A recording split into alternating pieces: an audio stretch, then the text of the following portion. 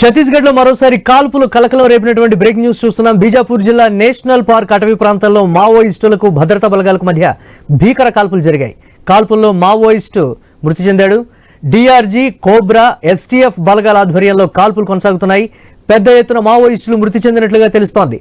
ఘటనా స్థలంలో మావోయిస్టు మృతదేహాలు లభ్యం కాగా ఆటోమేటిక్ ఆయుధం, పేలుడు పదార్థాలు స్వాధీనం చేసుకున్నారు. అయితే ఎన్కౌంటర్ ను అధికారులు అధికారికంగా ధృవీకరించారు. దీనిపై మరిన్ని అప్డేట్స్ మా కరెస్పాండెంట్ నవీన్ అందిస్తారు. నవీన్, అధికారులు ఏం చెప్తున్నారు, దీనికి సంబంధించి ఓవరాల్ అప్డేట్స్ ఏంటి? ఎస్ మురళి, మనం చూడొచ్చు ఛత్తీస్గఢ్ రాష్ట్రంలోని బీజాపూర్ జిల్లా నేషనల్ పార్క్ అడవి ప్రాంతంలో భారీ ఎన్కౌంటర్ కూడా చోటు చేసుకుంటుంది.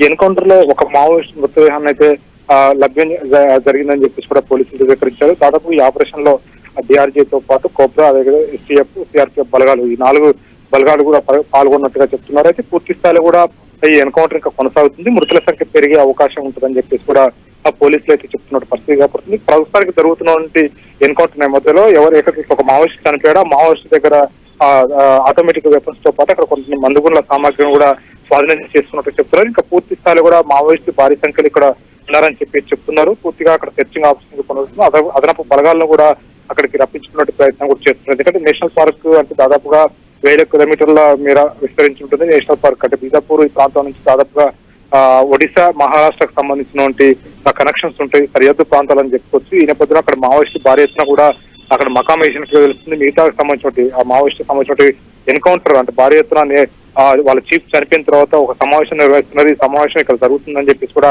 పోలీసులు అయితే భావిస్తున్నట్టు పరిస్థితి కాబట్టి భారీ ఎత్తున భద్రతా బలగాలు కూడా ఆ ప్రాంతాన్ని మొత్తం కూడా చుట్టుముట్టినట్టు పరిస్థితి మనం చూడవచ్చు. అయితే కాల్పులు కొనసాగుతున్న నేపథ్యంలో మృతుల సంఖ్య పెరిగే అవకాశం ఉంటుందని చెప్పేసి కూడా పోలీసులు అయితే భావిస్తున్నారు. భారీ ఎత్తున ఇప్పటికే మనం చూసుకున్నట్టయితే ఆ ప్రాంతాన్ని మొత్తం కూడా పూర్తి స్థాయి కూడా ఆ ప్రాంతాన్ని మొత్తం కూడా చుట్టుముట్టినట్టు పరిస్థితి కనపడుతుంది. అయితే ఇక్కడ కొంతమంది మావోయిస్టులకి బుల్లెట్ గాయాలైనట్టుగా ఆనవాళ్లు కనపడుతున్నాయని చెప్పేసి కూడా పోలీసులు భావిస్తున్నారు. ఎందుకంటే అడవి ప్రాంతం మొత్తం కూడా రక్తపు మరకలు ఉన్నాయి, చెట్లకు మొత్తం కూడా రక్తపు మరకలు ఉన్నాయని చెప్పేసి కూడా పోలీసులు భావిస్తున్న నేపథ్యంలో ఇంకా మృతుల సంఖ్య పెరిగే అవకాశం ఉంటుంది. భారీ ఎత్తున కూడా డ్యామేజ్ అంటే మావోయిస్టుల భారీ ఎత్తున డ్యామేజ్ జరిగే అవకాశం ఉందని చెప్పేసి కూడా పోలీసులు చెప్తున్నారు. ఇక్కడ భారీ ఎన్కౌంటర్ అని చెప్పుకోవచ్చు. దాదాపుగా వారం 10 రోజుల కాంచి కూడా ప్రశాంతంగా ఉన్నాయి అడవి ప్రాంతాలు మొత్తం కూడా.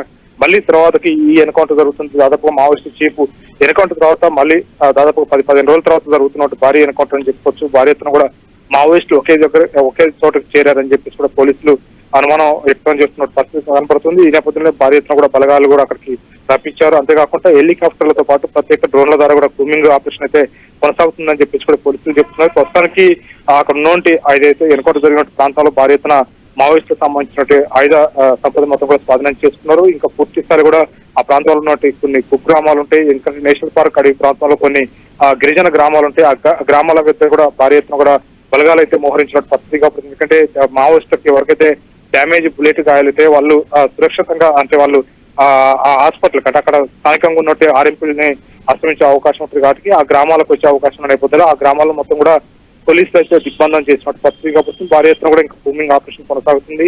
ఈ ఆపరేషన్ కొనసాగుతుంది. ఇంకా మృతుల సంఖ్య పెరిగే అవకాశం ఉంటుందని చెప్పేసి కూడా పోలీసులు అయితే అధికారికంగా ధృవీకరించినట్టు పరిస్థితి కనపడతా ఉంది. మరి అక్కడ ఇంకా ఎంతమంది మావోయిస్టులు ఉండేటువంటి అవకాశం ఉందనేది సమాచారం ఉంది నవీన్.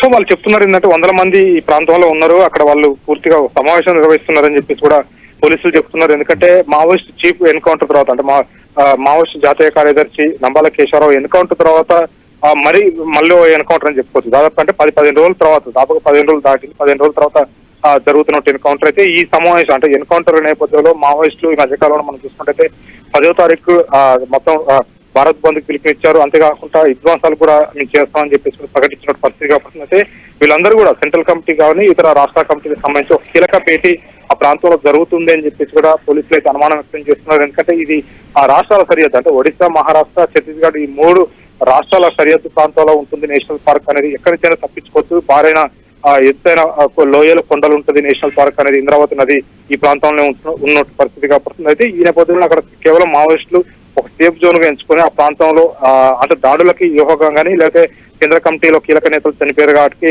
ఇంకా పార్టీ ఏ విధంగా ముందుకు తీసుకెళ్లాలి ఏంటో దాని మీద చర్చించేటువంటి అవకాశం ఆ ప్రాంతంలో జరుగుతుందని చెప్పేసి కూడా పక్కా కేంద్ర ఇంటెలిజెన్స్ రిపోర్ట్ ద్వారానే ఆ ప్రాంతాన్ని చుట్టుముట్టారు. పక్క సమాచారంతో ఆ నేషనల్ పార్క్ అడవి ప్రాంతానికి అయితే పోలీసులు అయితే చేరుకున్నట్టు పరిస్థితి కాబట్టి ప్రస్తుతానికైతే మావోయిస్టులు కూడా భీకరమైన కాల్పులు చేస్తున్నారు. ఆ కాల్పుల్ని రక్షిస్తున్నట్టు పోలీసులు కూడా ప్రయత్నం చేస్తున్నారు. పోలీసులకు అయితే ప్రస్తుతానికి ఎలాంటి డ్యామేజ్ లేదు, కానీ మావోయిస్ట్ మొత్తం ఒకే చనిపోయారు. అలా వందలాది మంది మావోయిస్టులు ఉన్నారు, వాళ్ళు తప్పించుకున్నారని చెప్పేసి కూడా చెప్తున్నారు. ఇంకా కూమింగ్ ఆపరేషన్ అనేది కొనసాగుతుంది కాబట్టి పూర్తిగా కూడా మావోయిస్టు కొంతమంది బుల్లెట్ గాయాలయ్యారని చెప్పేసి కూడా అనుమానం వ్యక్తం చేస్తున్నారు. ఎందుకంటే సెర్చింగ్ ఆపరేషన్ కొనసాగుతూనే ఉంటుంది.